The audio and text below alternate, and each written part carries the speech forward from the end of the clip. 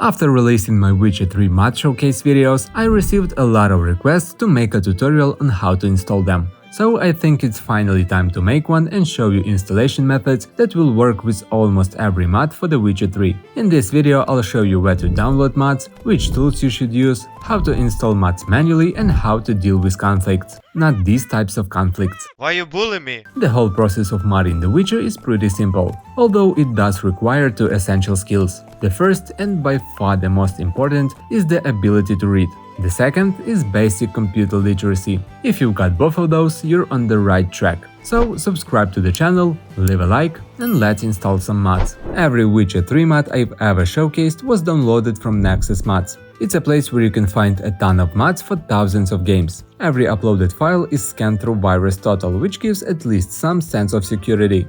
Once you've decided which mod you want to install, there are a few things you should pay attention to. The first is the Requirements tab. Many mods depend on other files to work properly. For example, Brothers in Arms requires the complete edition of the game, with both DLCs installed. Other mods may also require additional mods in order to function correctly. Further down the page, most authors include installation instructions, which can save you a lot of time and prevent unnecessary mistakes. Another very useful paragraph that is mandatory to read is the compatibility section. After all, you need to remember that not every mod is compatible with each other, and it's very useful when authors provide that information, which can prevent potential conflicts. Finally, there's the Files tab. This is where you'll find the main mod archive, along with optional files, alternative versions and compatibility patches, if they are available. We can download and install mods using Vertex, which is an official mod manager from Nexus, although it's not very reliable. I'd recommend downloading mods manually and using Witcher 3 Mod Manager. It's a convenient tool that lets us install, enable, disable, and remove mods from the game.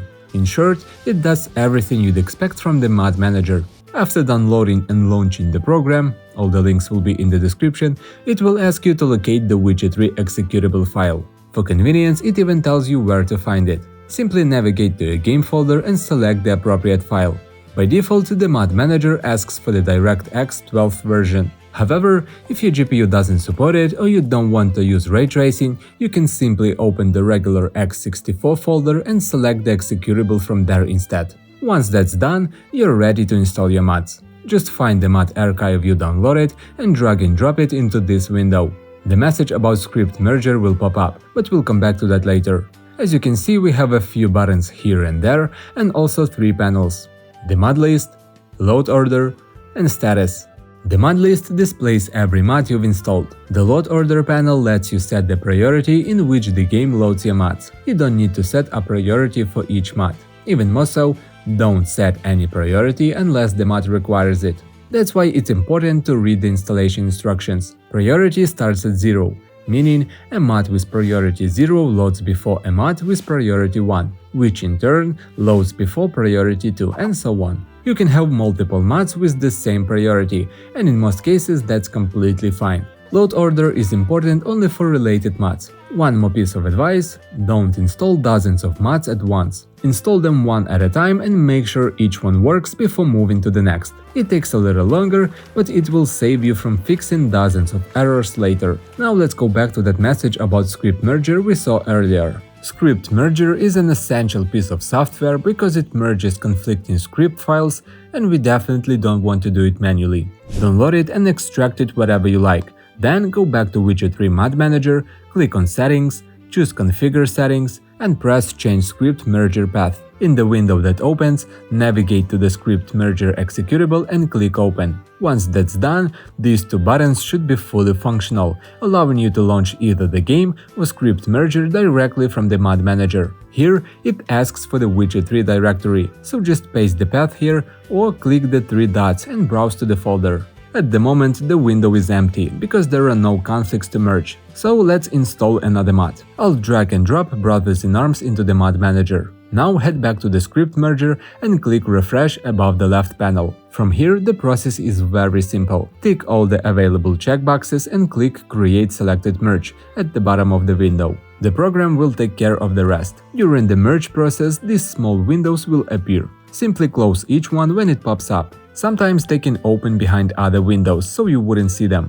But pay attention to the text under this progress bar. When the little window pops up, the text will say "Waiting for KDF3 to close." It means that one of those windows is waiting for your attention. Once the process is complete, all merged scripts will appear in the panel on the right. Back in Witcher 3 Mod Manager, you'll also notice that the load order has been updated. The merged files should appear at the top with priority 0, which is a good sign that everything has been merged successfully. Let's install another mod. For example, Gwent Redux. Just drag and drop the archive into the mod manager, refresh the conflicts, tick all the checkboxes, and create the merges. The 3 mods we've installed so far all include in-game mod menus. In most cases, Witcher 3 Mod Manager adds them automatically. However, just to be safe, I recommend updating the menu list ourselves. For that, we'll use Menu Filelist Updater. Simply download it and extract it into your Witcher 3 installation folder. Then launch the application and it will automatically update the menu files for you.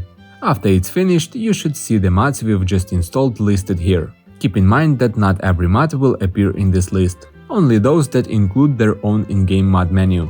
Let me show you how to install mods manually, just in case you ever need to. Let's use the economy system as an example. Installation of other mods looks more or less the same. First, open both the mod archive and your Witcher 3 installation folder. You can just select all the content here and drag and drop it inside the game folder. Windows will sort the files into the correct locations automatically.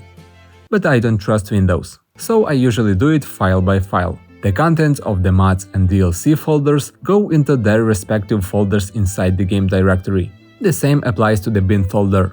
Find the XML file and drop it here. Just make sure to compare paths. Then copy the name of the XML file you just dropped, including .xml, and paste it inside these 2 files. Since Economy System has a compatibility patch for an Alchemy mod, we need to install the patch as well. Download and open the patch archive, find the patch file, and drop it inside the appropriate path. Once everything is in place, don't forget to run script merger again. If it asks whether you want to override the previous merges, go ahead and do it. Sometimes script merger won't be able to merge scripts automatically. When that happens, it'll ask you to resolve the conflict manually. I know this window looks terrifying, and I'm about to make it even worse. Unfortunately, there's no generic solution. Every conflict is different and each one may require a different approach. If you have absolutely no idea what you're looking at, your best option is to avoid this window altogether. But if you do end up here, it's better to at least try. The worst case scenario is that you break the game and have to do everything from the beginning. But seriously, if you do mess up, you'll usually just need to reinstall or delete the conflicting mod and redo the merge. So here's how it works. At the top, you can see 3 code panels labeled A, B, and C. A contains the original game code.